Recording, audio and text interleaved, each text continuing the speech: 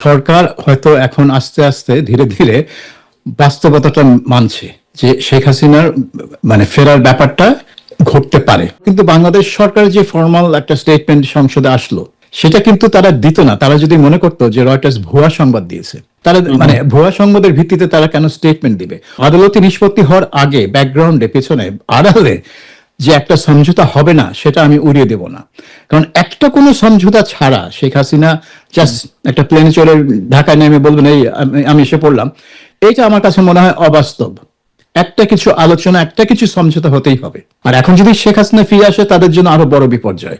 তাকে ফাঁসিতে উঠালেও বিপর্যয়, জেলে রাখলেও বিপর্যয়, জেলের বাইরে রাখলেও বিপর্যয়। আমার মনে হয় শেখ হাসিনা বাংলাদেশের মাটিতে পা দেওয়া মানে এই একটা গোষ্ঠীর জন্য একটা মানসিক এবং রাজনৈতিক বিপর্যয় হবে। কাজেই এটা সরকারের জন্য অভ্যন্তরীণ ভাবে এবং আন্তর্জাতিক ভাবে দুই দিক থেকেই তার উপর একটা রাজনৈতিক চাপ আসবে। আমার মনে হয় তারা চার্টার্ড বিমানে আসবেন এবং তাদের এই চার্টার্ড বিমান ওঠা নামা সবকিছুই ভারত সরকার ওইভাবেই ব্যবস্থা করবে যে কার কাগজ ভারত সরকার নিজেও একটা ছাড়পত্র দিতে পারে, যাতে ভারতের ইমিগ্রেশন শেখ হাসিনার কোনো বৈধ পাসপোর্ট না থাকলেও তিনি প্লেনে উঠতে পারেন। যে ডিসেম্বরে ফিরবেন, তো 22শে জুনে আমরা ধরতে পারি 22শে জুন থেকে 14ই জুলাই মোটামুটি 20-22 দিনের মধ্যে সরকারের পক্ষ থেকে কোনো ধরনের ফরমাল বক্তব্য পাওয়া যাচ্ছিল না। মঙ্গলবার আমাদের স্বরাষ্ট্রমন্ত্রী এবং আইনমন্ত্রী সংসদে কথা বলেছেন এবং যথারীতি সরকারের অনুসারীরা যেভাবে কথা বলছেন ওইভাবেই আমরা কোনটা পেলাম যে এলে অ্যারেস্ট হতে হবে। আবার ভারতের পররাষ্ট্র মন্ত্রণালয়ের পক্ষ থেকে রণধীর জয়সওয়াল তাদের মুখপাত্র তাদেরও গতানুগতিক বক্তব্য দিয়েছেন যে এটা আইনিভাবে দেখা হচ্ছে, অর্থাৎ কোন ধরনের কোনো আপডেট সেখানে দেওয়া হয়নি শেখ হাসিনার বিষয়ে। অবস্থায় থেকে আপনি কি মনে করছেন? আমি এখন যেটা দেখছি যে সরকার হয়তো এখন আস্তে আস্তে ধীরে ধীরে বাস্তবতাটা মানছে যে শেখ হাসিনার ফেরার ব্যাপারটা ঘটতে পারে, এবং তারা এখন যেটা বলছেন সেটাই তাদের বলার কথা যে তিনি দণ্ডপ্রাপ্ত আসামি, দেয়ারফর তিনি বাংলাদেশের মাটিতে আসা মাত্রই তাকে গ্রেফতার করা হবে, এটাই তাদের বলার কথা। কিন্তু তা না বলে তাদের অনেকে বলে বেড়াচ্ছিলেন যে যে আসার কোনো সুযোগই নেই, তাকে আমরা চাই না, তাকে ঢুকতে দেওয়া হবে না, এসব বকওয়াস কথা বলে বেড়ানো হচ্ছিল। কিন্তু আইনমন্ত্রী এখন সেটাই ব্যাখ্যা করলেন।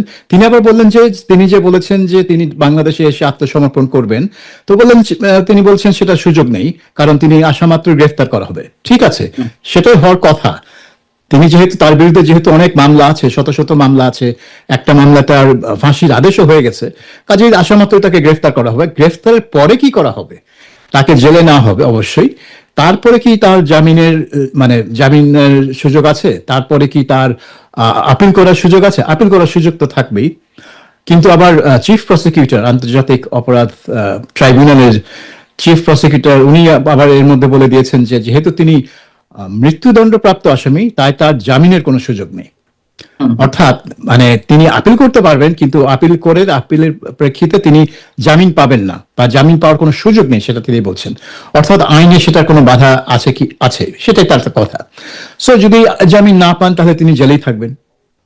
কিন্তু মূল কথা হচ্ছে যে সরকারের দায়িত্বশীল ব্যক্তিরা এই জিনিসটাকে একেবারে ডিসমিস করে দিচ্ছে না, তারা উড়িয়ে দিচ্ছে না যে এগুলা ফালতু কথা, এগুলা তার প্রোপাগান্ডা, এগুলা তার স্টান্টবাজি, যেটা অনেকেই বাইরে, ক্ষমতার বাইরে যারা আছেন তারা বলছেন, বা আসলেই আমরা তাকে ফাঁসিতে ঝুলিয়ে দেবো, যেটা নাহিদ ইসলাম ঠিক ওইভাবে বলেননি, কিন্তু তার কথা শুনে মনে হচ্ছিল যে তিনি সেটার দিকে ইঙ্গিত করছেন যে তার ফাঁসি কার্যকর করার জন্যই তাকে ফিরতে হবে। এইসবের দিকে যাচ্ছে না তারা। নাহিদ ইসলাম না বললেও সাবেক chief prosecutor mister Tajul Islam তিনি তো প্রকাশ্যে বলে ফেলেছেন যে তিনি আসতে পারেন, তাকে ফুলের মালা দিয়ে বরণ করা হবে, তবে সেই মালাটি হবে ম্যানিলা রোপের, বিমানবন্দরেই তার ফাঁসি কার্যকর করা হবে। এই ব্যক্তি আবার ছিলেন চিফ প্রসিকিউটর রাষ্ট্রপক্ষের। হ্যাঁ, তো কিভাবে চিফ প্রসিকিউটর ছিলেন সেটা তার কথা শুনেই বোঝা যায়, এবং এটা সবসময় বোঝা গেছে যে তাজুল ইসলামকে এই আদালতের চিফ প্রসিকিউটর বানানোই হয়েছিল জামাতের যে প্রতিশোধ শেখ হাসিনার উপর নেওয়ার ইচ্ছা, সেই প্রতিশোধ ইচ্ছাটা বাস্তবায়ন করার জন্য। এবং তিনি এখন আর চিফ প্রসিকিউটর নেই, কিন্তু তারপরে তিনি এসব কথা বলে বেড়াচ্ছেন যে ফুলের মালা দিয়ে বরণ করা হবে, এবার সেই মালা দিয়ে তাকে ফাঁসি দেওয়া হবে। তো এইসব কথা তো দায়িত্বশীল ব্যক্তিরা বলে না, এবং তিনি এখন দায়িত্বশীল ব্যক্তি না, তিনি তিনি মানে সবকিছুর বাইরে। এখন তিনি একজন আইনজীবী, এখন আইনজীবী হিসেবে তিনি আবল তাবল অনেক কথাই বলতে পারেন। কাছে কিন্তু এই কথাগুলো আমলে নিয়ে মানে মানে কেউ আমলে নিবে বলে আমার মনে হয় না। এবং বিএনপি মন্ত্রীরা যেটা বলছেন, এবং সেটা তারা মোটামুটি যেটা বলা কথা সেটাই বলছেন। তারা কিন্তু বলতে পারেন না যে হ্যাঁ শেখ হাসিনা আসলে আমরা তাকে সাদরে আমন্ত্রণ জানিয়ে তার জন্য বলছেন একটা বাসা ঠিক করে দেবো, এই কথা তিনি বলতে পারেন না, কারণ তিনি দণ্ডপ্রাপ্ত আসামি। এখন বিচার কার্য যেভাবেই হয়ে থাকুক না কেন, এটা সারা বিশ্ব জানে এটা একটা মানে বিচার কার্য ঠিক হয়নি। এটাকে মানে কি বলবো, সুবিচার সেখানে হয়নি। সেটা এমনকি amnesty international, human rights watch, যারা হাসিনার প্রবল সমালোচক ছিল, তারাও বলেছে যে এখানে সুবিচার হয়নি। কাজেই আপিল একটা হতেই হবে। এবং কে বলেছেন এটা, যে তিনি অনেক যত খুশি বিদেশি নাম করা আইনজীবী নিয়ে আসুক, এবং ডাক্তার জাহিদুর রহমান প্রধানমন্ত্রী তথ্য বিষয়ক উপদেষ্টা, হ্যাঁ, যে নিয়ে আসুক, এবং সেটা মানে আদালতেই সবকিছু নিষ্পত্তি হবে। ভালো কথা। এখন বাংলাদেশে বিদেশি আইনজীবীদের বাংলাদেশের আদালতে মামলা করার অনুমতি আছে কিনা আমি জানি না। আমি যতদূর জানি বার কাউন্সিল সেটা অ্যালাউ করে না। কাজে বিদেশি আইনজীবী হয়তো পরামর্শক হিসেবে থাকতে পারে, কিন্তু তারা অ্যাকচুয়ালি আদালতে দাঁড়িয়ে শেখ হাসিনার পক্ষে সাফাই গাওয়ার কোনো সুযোগ পাবে না। তো যাই হোক, এটা একটা কথার কথা যে যত বড় আইনজীবী দেশ বিদেশ থেকে নিয়ে আসুক, আমরা আদালতে এটা নিষ্পত্তি করব। তো মানে এটা একটা ভালো কথা যে আদালতে এটা নিষ্পত্তি হতে হবে। কিন্তু আদালতে নিষ্পত্তি হওয়ার আগে ব্যাকগ্রাউন্ডে, পেছনে, আড়ালে যে একটা সমঝোতা হবে না, সেটা আমি উড়িয়ে দেব না। কারণ একটা কোনো সমঝোতা ছাড়া শেখ হাসিনা জাস্ট একটা প্লেনে চড়ে ঢাকায় নেমে বলবেন এই আমি এসে পড়লাম, এটা আমার কাছে মনে হয় অবাস্তব। একটা কিছু আলোচনা, একটা কিছু সমঝোতা হতেই হবে। আমি সেই জায়গা থেকে একটু প্রশ্ন করি। আপনি বলছেন যে আইনমন্ত্রী এবং স্বরাষ্ট্রমন্ত্রী ফরমালি যে বক্তব্য দিয়েছেন, সংসদে কথা বলা মানে তো এটা আমরা ফরমাল বক্তব্য ধরে নেব বা সরকারের বক্তব্য। তো তিনি আটক হবেন এটা তো আমরা সবাই জানি, তিনি ফাঁসি দণ্ডপ্রাপ্ত আসামি, এবং শেখ হাসিনাও তো নিশ্চয়ই বলেননি যে আমি যাওয়ার সঙ্গে সঙ্গে আমাকে জামিন দিয়ে দিবেন, এমন কথাও তিনি বলেননি। তিনি বলেছেন মামলা ফেস করবেন, বিচারের মুখোমুখি হবেন। কিন্তু এই কথাগুলো কেন বারবার বলা হচ্ছে? এগুলো কি এক ধরনের হুমকি দেওয়া, মানে মনে করিয়ে দেওয়া, ভয় জাগিয়ে দেওয়া যে তুমি এসো না?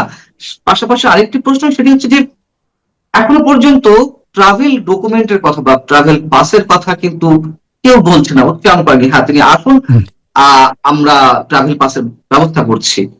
এই বিষয়গুলো কি ইচ্ছাকৃতভাবে অ্যাভয়েড করা হচ্ছে, নাকি শেখ হাসিনা কিভাবে আসবে না আসবে তার বিষয়? যদি তার বিষয় হয়ে থাকে তাহলে সেটাই বা কেমন করে? একসাথে অনেকগুলো প্রশ্ন করে ফেললাম।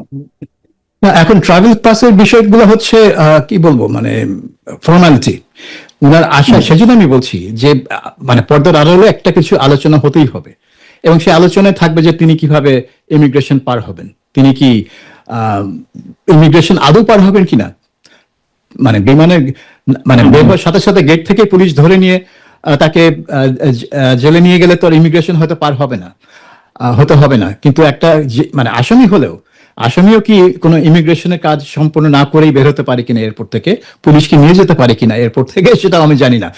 কিন্তু বাংলাদেশে তো সব মানে কত কিছু ঘটে, বাংলাদেশে তো সবকিছু আর আইন রীতি নীতি অনুযায়ী হয় না, যখন যেটা প্রয়োজন সেভাবেই ঘটে। কাজেই এখানে আমার মনে হয় যে ট্রাভেল পাসের বিষয়টা অতটা মুখ্য না। মুখ্য হচ্ছে যে সরকার বা শেখ হাসিনার বিমানকে ঢাকায় অবতরণ করতে দেবে কি দেবে না। যদি না দেয় তাহলে উনি যে বিমানে আসবেন ওনার কাছে কোনো ধরনের বৈধ কাগজপত্র নেই, ওনার যে ডিপ্লোম্যাটিক পাসপোর্ট বা সাধারণ পাসপোর্ট সেগুলো তো সব সিজ করা হয়েছে বা বাতিল করা হয়েছে ডক্টর ইউনূস সরকারের সময়। তাহলে উনি যে ভারত থেকে বাংলাদেশে আসবে, ভারত থেকেও তো একটা কাগজ দরকার, একটা ফর্মাল ডকুমেন্টস দরকার। সেটি কোন প্রক্রিয়া আসবে? কোন বিমানে উঠবেন? পার্সোনাল বিমানে? কোনো পার্সোনাল বিমান নেই, কিন্তু যেটা হবে তারা একটা বিমান চার্টার করতে পারে। আচ্ছা, একটা বিমান চার্টার করতে পারে। আমার মনে হয় না তারা কোনো এয়ার ইন্ডিয়ার কোনো নিয়মিত ফ্লাইটে ঢাকায় আসবেন আর মানে 100 যাত্রীর সাথে।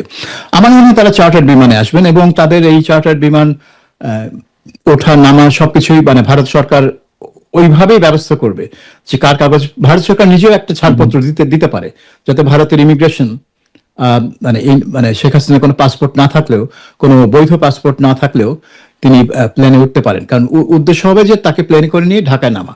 কিন্তু ওই প্লেনটাকে বাংলাদেশ সরকার বাংলাদেশের আকাশসীমায় প্রবেশ করার অনুমতি নাও দিতে পারে।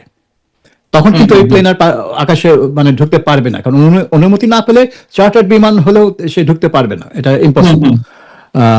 কিন্তু তখন প্রশ্ন উঠবে, তাহলে কি বাংলাদেশ সরকার চায় না যে শেখ হাসিনার মতো আসামিকে তারা গ্রেফতার করে আদালতে মুখোমুখি করবে, ফাঁসির মুখোমুখি করবে, দণ্ডপ্রাপ্ত আসামি, তার দণ্ড কার্যকরের কোনো মানে বাধ্যবাধকতা নেই বাংলাদেশ সরকারের? তো সেই প্রশ্ন তখন বাংলাদেশ সরকারকে ফেস করতে হবে। তো এতদিন ধরে যে সবাই বলছে যে আমরা চাই শেখ হাসিনার বিচার এই মাটিতে হবে এবং তাকে মানে শাস্তি পেতে হবে, তাহলে এত সব কথাবার্তার মানে কি? কাজেই আমার মনে হয় যে এই সবকিছু একটা আলোচনার মধ্যে হতে হবে, একেবারে সমঝোতা মিনিমাম কোনো আলোচনা ছাড়া চলে আসবেন এটা আমার মনে হয় না। এবং এই আলোচনার বিষয়টা আমরা জানবো না, কারণ এটা জনসমক্ষে হবে না, এটা পর্দার আড়ালে হবে এবং হয়তো দুই পক্ষই এটা ডিনাই করবে। দুই পক্ষ অলরেডি বলছে যে না, আমরা মানে পর্দার আড়ালে কোনো নেগোসিয়েশন হচ্ছে না, হতেই পারে না। কিন্তু আমার মনে হয় যে এটা ছাড়া শেখ হাসিনা আসতে পারবেন বা আসার চেষ্টা করবেন, আমার সেটা মনে হয় না। কিছু একটা হতে হবে। এবং আপনি আপনি আপনি এই ভারতীয় পররাষ্ট্র মন্ত্রণালয়ের মুখপাত্র মিস্টার জাসওয়ালের কথা বলছিলেন, তিনি যে উত্তরটা দিয়েছেন এটা খুব অড। আমার কাছে মনে হলো যে সাংবাদিক প্রশ্ন করেছেন এই শেখ হাসিনার ফিরে যাওয়ার কথা নিয়ে, কিন্তু তিনি যেভাবে উত্তর দিয়েছেন সেটা মনে হচ্ছে ওই যে প্রত্যর্পণ চুক্তির অধীনে তাকে ওটা ভিন্ন জিনিস। কারণ শেখ হাসিনা প্রত্যর্পণ চুক্তির অধীনে ফিরছেন না, তিনি স্বেচ্ছায় ফিরছেন, নিজ ইচ্ছায়। আর প্রত্যর্পণ চুক্তির বিষয়ে মানে বাংলাদেশ সরকার চিঠি লিখলেও ওই প্রত্যর্পণ চুক্তির অধীনে যেই প্রক্রিয়ার কথা বলা আছে, যেই আনুষ্ঠানিকতার কথা বলা আছে, যে ধরনের ডকুমেন্টস সাপ্লাই করতে হবে, যে ধরনের সাক্ষী মানে প্রমাণ সাপ্লাই করতে হবে, সেগুলো কিন্তু বাংলাদেশ সরকার করেনি। কাজেই প্রত্যর্পণ চুক্তি অনুযায়ী যে আদৌ কিছু হবে এটা কোনো মানে কোনো সম্ভাবনাই নেই। তো জসওয়াল এখন মানে পররাষ্ট্র মন্ত্রণালয়ের যখন সংবাদ সম্মেলন হয় তখন এগুলো হচ্ছে একেবারে তথ্যবিহীন সম্মেলন। এরা মিনিমাম তথ্য সরবরাহ করে, বেশিরভাগ ক্ষেত্রে এমন ভাবে জবাব দিবে এখানে কোনো মানে কোনো রিপোর্টেবল কোনো ইনফরমেশনই নাই। আরেকটা বিষয় হতে পারে কিনা যে প্রত্যর্পণ চুক্তি নিয়ে তারা আসলে কিছু ভাবছেই না, যেহেতু তিনি ওখানে বন্দী নন, কিন্তু অন্যভাবে আছেন, অন্য স্ট্যাটাসে আছেন, বা তাকে তো বন্দী হিসেবে ধরে রাখা হয়নি, তাই না? তো সেই জায়গায় তো প্রত্যর্পণ চুক্তির আওতায় তাকে ফেরানোর কোনো প্রশ্নই ওঠে না, এটা বারবার ভারতের পক্ষ থেকে বলা হচ্ছে। আমার আরেকটি জিজ্ঞাসা যে রয়টার্সের রয়টার্সের যে সাক্ষাৎকারটি, সেটি নিয়ে অনেকে অনেক ধরনের কথা বলছেন। রয়টার্সের মতো সংবাদ মাধ্যমে আসলে ফেক কোনো ইন্টারভিউ প্রকাশ করার কি কোনো সুযোগ আছে? আপনি তো দীর্ঘদিন আন্তর্জাতিক গণমাধ্যমে কাজ করেছেন, এখান থেকে বিভিন্ন দলের সভাপতি, সাধারণ সম্পাদকের দায়িত্বে থাকা এরকম একাধিক ব্যক্তি এই ধরনের কথা এরকম ছড়াচ্ছে, আপনার কি মনে হয় এটা গুজব নাকি কোনো ভিত্তি থাকতে পারে? না, আমার মনে হয় যে রয়টার্স যদি একটা ইন্টারভিউ করে এবং তারা যদি বলে যে শেখ হাসিনার সাথে আমাদের 1 ঘন্টা টেলিফোনে কথা হয়েছে, এটা মানে সারা বিশ্বের নিউজ রুম গুলো বিশ্বাস করবে। কারণ রয়টার্স, এপি, এফপি এই 3টা সংবাদ সংস্থার মানে আন্তর্জাতিক বিশ্বাসযোগ্যতা আছে। Number 1 Reuters. রয়টার্স হচ্ছে সবচেয়ে বিশ্বাসযোগ্য সংবাদ সংস্থা আন্তর্জাতিক পরিসরে। নাম্বার 2 অ্যাসোসিয়েটেড প্রেস, তারপরে আসে এএফপি। কাজেই রয়টার্স যেটা বলছে সেটা কেউ অবিশ্বাস করবে এটার কোনো মানে কোনো কোনো স্কোপ নেই, মানে আমার দৃষ্টিতে, শুধু আমার দৃষ্টিতে না। আপনি দেখুন এই খবর ছাপা হওয়ার পর কিন্তু বাংলাদেশ সরকারের যে ফর্মাল একটা স্টেটমেন্ট সংসদে আসলো সেটা কিন্তু তারা দিত না, তারা যদি মনে করতো যে রয়টার্স ভুয়া সংবাদ দিয়েছে। তারা মানে ভুয়া সংবাদের ভিত্তিতে তারা কেন স্টেটমেন্ট দিবে? হয়তো একটা সাংবাদিক যদি ওই করিডোরে একটা মন্ত্রীকে জিজ্ঞেস করে যে হ্যাঁ শেখ হাসিনা এই কথা বলেছেন, আপনার কি মন্তব্য, সে একটা মন্তব্য করতে পারে। কিন্তু সংসদে স্টেটমেন্ট দেওয়া, যেটা আপনি বলেছেন, যেটা একটা ফর্মাল স্টেটমেন্ট, কেউ তাকে এবং এই ফর্মাল স্টেটমেন্টটা তারা দিত না যদি তারা মনে করতো যে রয়টার্সের রিপোর্টটা বিশ্বাসযোগ্য না। অবশ্যই সেটা বিশ্বাসযোগ্য, অবশ্যই তারা তার সাথে কথা বলেছে বলেই এই রিপোর্টটা করেছে এবং এই সব কথা বলেছে বলেই তারা রিপোর্টটা সেভাবে লিখেছে। কাজে এটা অবিশ্বাস করার কোনো রাস্তা আমি দেখছি না। আর যারা বলছে এটা ভুয়া, এটা এই এটা সেই, তারা না জেনে বলছে এই কথাগুলা। প্রকৃতি না জানা নাকি তাদের মধ্যেও এক ধরনের ভয় কাজ করছে, বা আওয়ামী লীগের অনুসারী যারা আছে তাদেরকেও এক ধরনের মানে মেন্টালি ডিসঅ্যাপয়েন্টেড করার একটা চেষ্টা, এরকম কোনো বিষয় থাকতে পারে কিনা? না না, অবশ্যই এখানে একটা রাজনীতি খেলা আছে। তারা একটা গোষ্ঠী যতই বলে যে শেখ হাসিনাকে দেশে ফিরে এনে তাকে কাঠগড়ায় দাঁড় করানো হবে, তারা আসলে চায় না শেখ হাসিনা দেশে ফিরুক। কারণ শেখ হাসিনা দেশে ফিরলে তাদের যে কথা যে আওয়ামী লীগ মানে ইতিহাস হয়ে গেছে, ওই হাসনাত আব্দুল্লাহ তারপর 2024 সালে যে কথা বলেছিলেন যে আওয়ামী লীগ চ্যাপ্টার ক্লোজড, কিন্তু আসলে তো আওয়ামী লীগ চ্যাপ্টার ক্লোজড হয়নি। এবং হয়নি সেটা প্রমাণ তারাই, কারণ তারাই মানে উঠতে বসতে আওয়ামী লীগ নিয়ে কথা বলেন, শেখ হাসিনা নিয়ে কথা বলেন, কটূক্তি করেন, কিন্তু কথা তো বলেন। মানে মনে হচ্ছে আওয়ামী লীগ তাদের মাথার ভিতরে জেকে বসে আছে। কাজেই আওয়ামী লীগ চ্যাপ্টার ক্লোজড এটা যারা বলেছে তখন 2 বছর আগে বা 2024 সালের পরের দিকে, মানে মানে বোঝা যাচ্ছে যে তারা জিনিসটাকে ঠিকমতো রিড করতে পারেনি। মানে পলিটিক্যাল ডেভেলপমেন্ট কিভাবে হবে সেটা রিড করতে পারেনি। আর এখন যদি শেখ হাসিনা ফিরে আসে তাদের জন্য আরো বড় বিপর্যয়। তাকে ফাঁসিতে উঠালেও বিপর্যয়, জেলে রাখলেও বিপর্যয়, জেলের বাইরে রাখলেও বিপর্যয়। আমার মনে হয় শেখ হাসিনা বাংলাদেশের মাটিতে পা দেওয়া মানে এই একটা গোষ্ঠীর জন্য একটা মানসিক এবং রাজনৈতিক বিপর্যয় হবে। কাজেই তারা বলার চেষ্টা করছে যেভাবে হোক এইটাকে মানে আন্ডারমাইন করতে, এই হোল জিনিসটাকে আন্ডারমাইন করতে, যে এগুলা এটা হচ্ছে না, এটা একটা স্ট্যান্ডবাজি। এখন মানে হাসিনা স্ট্যান্ডবাজি বলা এক জিনিস, আর রয়টার্স মিথ্যা কথা বলেছে, রয়টার্স একটা ভুয়া স্টোরি দিয়েছে, সেটা আরেকটা জিনিস। হ্যাঁ, আপনি হাসিনাকে স্টানবাজ, মিথ্যুক নানা জিনিস বলতে পারেন, কোনো অসুবিধা নেই। সে একটা রাজনীতিবিদ, এই ধরনের কথা একটা রাজনীতিবিদের বিরুদ্ধে বলা যায়। কিন্তু যেই সংবাদ সংস্থা সারা বিশ্বে সবচেয়ে নির্ভরযোগ্য সংবাদ সংস্থা, তারা এইভাবে এরকম একটা স্টোরি করবে যেটা নাকি ভুয়া, এটা আমার কাছে, এটাই আমার কাছে সবচেয়ে ভুয়া কথা মনে হয়।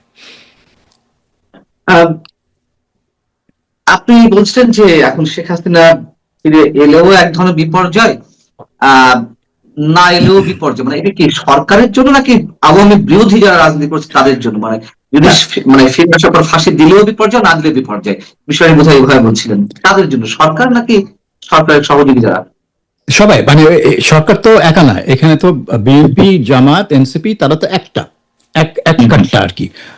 তারা নিজেরাই বলে যে তারা হচ্ছে জুলাই শক্তি এবং তারা ঐক্যবদ্ধ থাকবে আওয়ামী লীগকে ঠেকানোর জন্য। কাজে এটা তাদের কথাতেই তারা এক কাঠটা মানে একসাথে আছে। সো এটা তাদের জন্য রাজনৈতিকভাবে একটা প্রচন্ড চাপ সৃষ্টি করবে। কারণ যত মানে শেখ হাসিনা জেলে থাকা মানে যে আওয়ামী লীগ তারা মানে ওই কার্যক্রম নিষেধ থাকলেও তারা ভেতরে ভেতরে রিঅর্গানাইজ করার একটা মনোবল পাবে। এখন তো তাদের মনোবল নেই, সেই মনোবলটা তারা পাবে যদি শেখ হাসিনা দেশে ফিরে জেলে যায়। আর যদি ফাঁসি হয় তাহলে বিষয়টা আরো জটিল হয়ে পড়বে সরকারের জন্য। কারণ ফাঁসি হতে হতে তার বয়স 80 হয়ে যাবে। তো একজন 80 বছর বয়স্ক নারীকে আপনি ফাঁসি দিবেন, এটা আপনি আন্তর্জাতিক মহলে বিশেষ করে তাদের যে মানে নতুন যে দোস্ত আছে পশ্চিমা বিশ্বে, তাদের সামনে আপনি মুখ দেখাবেন কি করে? কারণ আর যাই হোক না হোক, এইটা হজম করা, বিশেষ করে জাতিসংঘ বলুন, আন্তর্জাতিক মানবাধিকার সংস্থা বলুন, তাদের জন্য এটা হজম করা হবে খুবই কঠিন। কারণ তারা কোনো মৃত্যুদণ্ডই সমর্থন করে না। আর রাজনৈতিক একজন নেতা যার বিরুদ্ধে যতই আপনি মানবতা বিরোধী অপরাধের চার্জ আনুন বা তাকে দোষী সাব্যস্ত করুন, তারপরেও যেখানে আপনার জাতিসংঘ নিজেকে সম্পৃক্ত করেছে তাদের সেই রিপোর্টের মাধ্যমে, সেখানে জাতিসংঘের উপরেও একটা চাপ আসবে যে তুমি কি দায়িত্ব এড়াতে পারো এই কাজের জন্য। কারণ ফাঁসি দেওয়া কিন্তু একটা ভিন্ন মাত্রার কাজ হয়ে যাবে। এটা জাস্ট একজনের বিরুদ্ধে মামলা করা, তাকে জেল দেওয়া, এটা না, এটা অনেক অনেক বাইরে চলে যাবে জিনিসটা। যে কারণে ওই আপনার 2012, 13, 14 সালে জামাতের নেতাদের ফাঁসি দেওয়ার জন্য আওয়ামী লীগ সরকার কিন্তু প্রচন্ড সমালোচনার মুখে ছিল পশ্চিমা বিশ্বে। তারা মনে করছিল যে ফাঁসি দেওয়া বিচার কার্যকর একটা জিনিস, তোমাদের দেশে একটা গণহত্যা হয়েছে, সেটার জন্য তোমরা এত বছর পরে হলেও মানে বিচার কাজ করছো, সেটা তারা মানে সেটা নিয়ে তাদের মাথা ব্যথা ছিল না।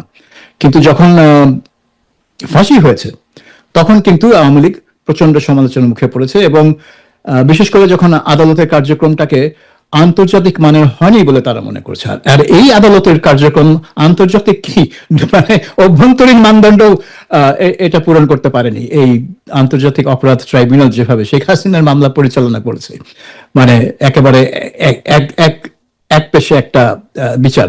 কাজেই এটা মানে সরকারের জন্য অভ্যন্তরীণ ভাবে এবং আন্তর্জাতিক ভাবে দুই দিক থেকেই তার উপর একটা রাজনৈতিক চাপ আসবে। হ্যাঁ, আন্তর্জাতিক সমীকরণের ব্যাপারটা তো অনেক অন্য কিছু হতে পারে, দেখা যাচ্ছে জামিনে বেরিয়েও আসতে পারে, বেকসুর খালাসও হতে পারে, অনেক কিছু সবকিছু সম্ভব। অনেক কিছু হতে পারে। বাংলাদেশে তো সরকার পাল্টালে সবকিছুই পাল্টে যায়। আমরা তো দেখলামই 2024 সালে সরকার পাল্টালে তো সব সব আদালতের সব রায় আবার আদালত নিজেই উল্টে দিল। এটা খালেদা জিয়ার ব্যাপারে দিল, তারেক রহমানের ব্যাপারে দিল, ইউনূসের ব্যাপারে দিল, সবার ব্যাপারে দিল, যারাই তখন ক্ষমতায় তাদের ব্যাপারে দিল। ফাঁসির দণ্ডপ্রাপ্ত আসামি এটিএম আজহার বেরিয়ে এখন তিনি সংসদ সদস্য। সেটা হয়, মানে বাংলাদেশে সবই সম্ভব। কাজে কোনো কিছু নাকচ করে দেওয়া ঠিক না আগেই। আপনি বলছেন যে শেখ হাসিনাকে ফিরতে হলে অবশ্যই পর্দার আড়ালে কিছু চলছে, আমাদের এটা ধরে নিতে হবে। এটি কিন্তু অভ্যন্তরীণ পর্যায়ে বিএনপি, আওয়ামী লীগ নাকি এর সঙ্গে আন্তর্জাতিক শক্তিগুলো ইনভলভ হবে বা হওয়ার সম্ভাবনা রয়েছে? আপনি দেখেন, এমনকি যখন দুই দলের মধ্যে সম্পর্ক এত খারাপ না, বর্তমানে যত খারাপ, তখনও কিন্তু তাদের আলোচনার জন্য বিদেশি মধ্যস্থতার প্রয়োজন হয়। আমরা দেখেছি অতীতে জাতিসংঘের, কমনওয়েলথের সব শুরু করে অনেকে এসেছেন। তারাঙ্ক বলে আরেকজন এসেছিলেন একবার সোনারগাঁ হোটেলের সুইমিং পুলে তার ছবি সুইমিং করছেন, সেই ছবি পত্রিকা ছাপা হয়েছে। কাজেই এই দুটো দল কেন জানি একে অপরের সাথে নিজেদের উদ্যোগে, নিজেদের মানে নিজেদের আয়োজনে কথা বলতে পারে না। এটা একটা মানে বাংলাদেশের রাজনীতির জন্য এটা একটা বড় বিপর্যয় যে দুই প্রধান দল একে অপরের সাথে কথা বলতে পারে না, তাদের বিদেশি মধ্যস্থতা লাগে। তো এটা হচ্ছে নর্মাল সময়, আর এই সময়টা একটা টোটালি অ্যাবনর্মাল সময়। তো অ্যাবনর্মাল সময় তো তাদের বিদেশি মধ্যস্থতা ছাড়া মুখ দেখা দেখি মানে এটা ইম্পসিবল। কারণ আওয়ামী লীগের যারা দেশে আছেন নেতা, তারা সব জেলে, আর যারা জেলে নাই তারা বিদেশে। তো কে কার সাথে কথা বলছে, কোথায় কথা বলছে? কাজে আমার মনে হয় এখানে মানে আলোচনা হতে হলে একটা বিদেশি বাইরের একটা মধ্যস্থতাকারী অবশ্যই লাগবে। মধ্যস্থতাকারী ছাড়া কথা বলবে এক অপরের সাথে, এটা আমার মনে হয় না। এবং এখানে ভারত হতে পারে, সম্ভব না যুক্তরাষ্ট্র হতে পারে, ভারতও হতে পারে। যেহেতু হাসিনা ভারতে আছে, ভারতের একটা স্বার্থ আছে, ভারত হয়তো যুক্তরাষ্ট্রের মাধ্যমে একটা আলোচনা করতে পারে। যদি বিএনপি সরকার সরাসরি ভারতের সাথে শেখ হাসিনার বিষয়ে আলাপ করতে না চায়, তাহলে হয়তো যুক্তরাষ্ট্রের মাধ্যমে এই আলাপটা হতে পারে, চীনের মাধ্যমে আলাপটা হতে পারে। কারণ যুক্তরাষ্ট্র, চীন এই দুইটা দেশই এই বিএনপি সরকারের ঘনিষ্ঠ। এখন আগেও ছিল, যুক্তরাষ্ট্র অত না, কিন্তু চীন তো শেখ হাসিনার সময়ও খুব ঘনিষ্ঠ ছিল বাংলাদেশের সাথে। কাজেই ভারত, যুক্তরাষ্ট্র দুজনে এই মধ্যস্থকারীর ভূমিকা পালন করতে পারে। এখন সবই হচ্ছে যে বাংলাদেশ সরকারের ইচ্ছাটা কি, তারা কি চায় বা তারা কি করতে পারবে, কতটুকু তারা হজম করতে পারবে, কতটুকু তারা গ্রহণ করতে পারবে, মেনে নিতে পারবে, এটা তাদের সিদ্ধান্ত হবে। যে হাসিনা যেরকম সিদ্ধান্ত যে আমি ফিরবো কি ফিরবো না, যেটা জয়সওয়াল কালকের প্রেস ব্রিফিং এ বলেছেন যে সিদ্ধান্তটা হাসিনার, কিন্তু তাকে তার বিমান ঢুকতে দেওয়া হবে কি হবে না সেটা সিদ্ধান্ত বাংলাদেশ সরকারের। এখন বাংলাদেশ সরকার কি সিদ্ধান্তটা স্বাধীনভাবে নেবেন নাকি বিদেশি কোনো শক্তির চাপে নেবেন, সেটা আমি জানি না। মন্ত্রীদের কথা শুনলে মনে হয় বাংলাদেশের চেয়ে স্বাধীন দেশ আর দুনিয়ায় নাই, সব সিদ্ধান্তই সে স্বাধীনভাবে নেয়, তাহলে স্বাধীনভাবে নেবে। এখন এটা কি, কিন্তু কালকের যে মানে স্টেটমেন্ট, সেটা দেখে মনে হলো যে তারা ধরেই নিয়েছে যে উনি ফিরবেন। সেজন্য ফিরলে কি করা হবে, তাকে যে গ্রেফতার করা হবে সেই কথাটা বলছেন। এখন এটা কি তাকে ভয়, আপনি যেটা প্রশ্ন করছিলেন যে এটা কি তাকে ভয় দেখানোর জন্য, আমার মনে হয় না। এটা দেখে শুনে তিনি ভয় পাবেন, কারণ তিনি তো বলেই দিয়েছেন যে আমি ফিরলে আমাকে গ্রেফতার। সরকার চেষ্টা করছে কিনা বা সরকারের অনুসারীরা সেই চেষ্টাটি করছে কিনা, যে আগে থেকেই বলা তুমি কিন্তু এলে অ্যারেস্ট হবে জানা কথা। হ্যাঁ, তিনি তো অ্যারেস্টের ঝুঁকি নিয়ে ফিরছেন। শুধু অ্যারেস্টের ঝুঁকি না, তিনি তো রয়টার্স সাক্ষাৎকারে বলেছেন যে আমাকে হত্যাও করা হতে পারে। কারণ তিনি জানেন যে তাকে হত্যা করার চেষ্টা আগে হয়েছে, তার পরিবারকে হত্যা করা হয়েছে, দলের শীর্ষ নেতাদেরকে জেলখানায় হত্যা করা হয়েছে, এসব ইতিহাস আছে। কাজেই এটা একটা নতুন জিনিস হবে না বাংলাদেশের জন্য, যদি একজন পলিটিক্যাল নেতাকে যদি আততায়ী মানে যে কোনো জায়গায় হত্যা করে, এটা নতুন জিনিস হবে না। শেখ হাসিনাকে তো তার জনসভায় হত্যা করার জন্য হামলা চলেছিল, 24 জন নিহত হয়েছে সেখানে। কাজেই এটা একটা নতুন জিনিস হবে না, তিনি সেটা জানেন। এই বাংলাদেশের ইতিহাস এরকমই একটা অধ্যায় গেছে, সেই অধ্যায় পুনরাবৃত্তি যাতে না হয় সেটা সবাই চায়, যাতে এইসব ঘটনার পুনরাবৃত্তি না হয়। কিন্তু এগুলো যে হবে না তার গ্যারান্টি তো কেউ দিতে পারে না, এটাই হলো সমস্যা। There is no guarantee.